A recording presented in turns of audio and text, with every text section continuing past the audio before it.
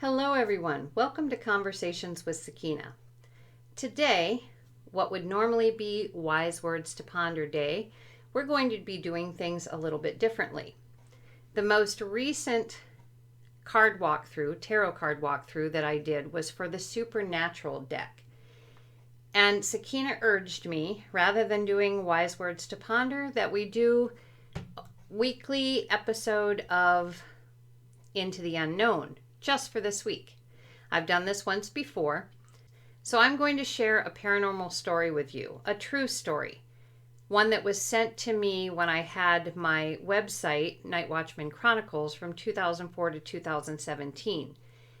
Once I read the story to you, we're going to come back to the cards, which I did read the story to Sakeina, and these are the cards that she threw out for me.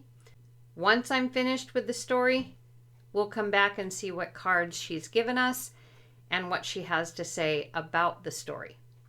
So the story is called A Strange Sighting, and it is by AC, who is also a very dear friend of mine from England. She's a spiritualist medium. This strange story I am about to tell concerns the village of Long Melford, a village which is rather unique. It sports two Elizabethan mansions and the most beautiful village green, with what can only be described as houses looking like 18th century dolls' houses on the far side, and a church to be proud of with its architecture. On a lovely summer's day, it is a pleasure to visit. In the year 1993, I had acquired a temporary job in a very pretty part of Long Melford. Very temporary, as it turned out.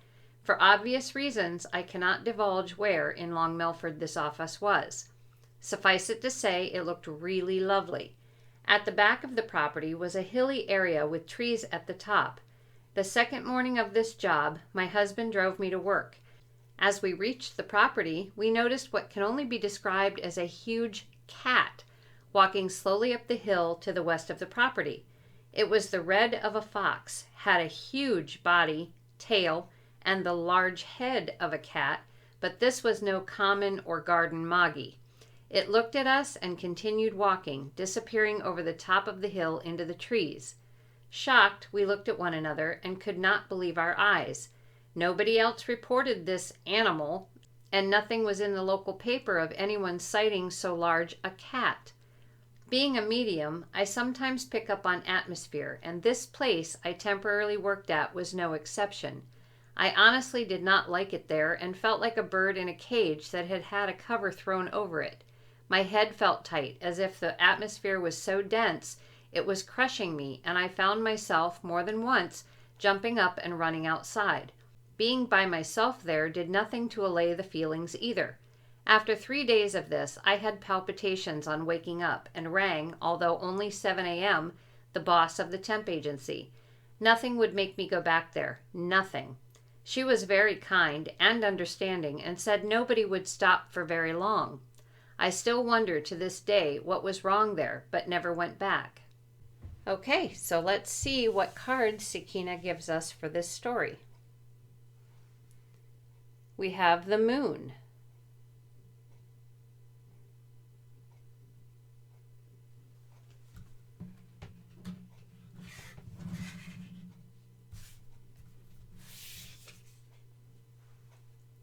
We have the Eight of Blades, or Eight of Swords.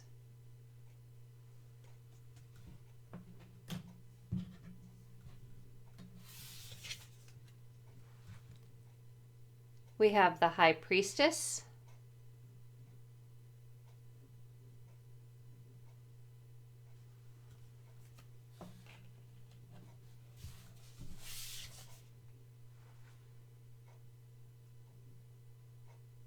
And we have Judgment.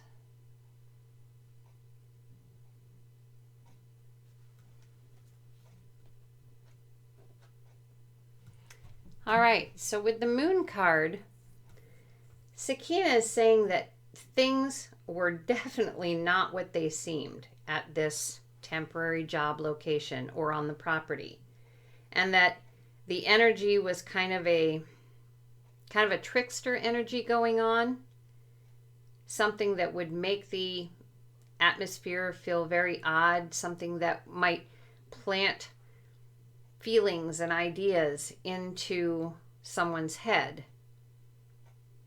something that might allow for things that shouldn't be seen in this dimension to be seen from another dimension.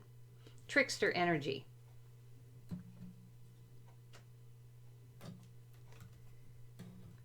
And with the Eight of Swords, or Eight of Blades, Sakeina is saying that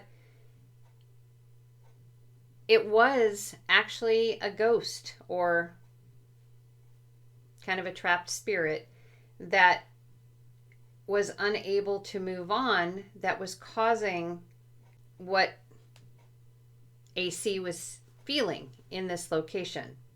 And with the Eight of Swords is about feeling trapped, feeling unable to face the situation that you're in, but being able to, if you choose to, get out of victim status and move on or move forward, get out of your bindings, so to speak, and move on. So this ghost, we're just going to call it a ghost, this ghost could have moved on if she wanted to, but there was something that maybe she was afraid of and didn't wish to move on.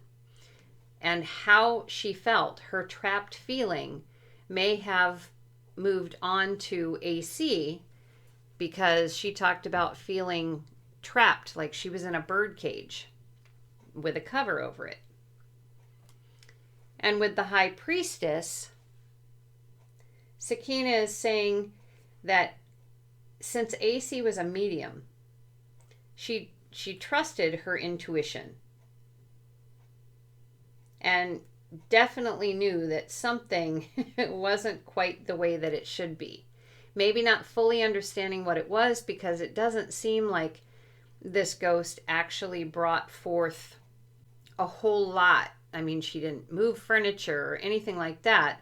She just put forth feeling and chaos, chaotic feeling. And that's what AC picked up on. Sakeina said AC was strong enough. She could have stayed with that temp job had she wanted to.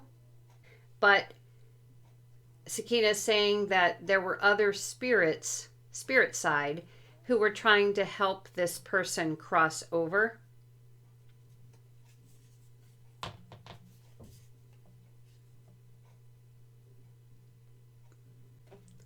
So in essence, with Judgment, Sakeina is saying it was probably better that AC did vacate the premises so that she did not interfere in any way with those spirits attempting to help this person cross over. Plus, had she stayed, Sakeina says, it would have just given this ghost the opportunity to have more fun, so to speak, because she would eventually realize that AC was able to sense her in very strong ways, more so than someone who doesn't have fine-tuned psychic abilities. So Sakeina is applauding AC for using her intuition and her logic to make the decision not to come back. That, in essence, in the long run, would help those who were trying to help this person on the other side. So that's the story for today. Take care.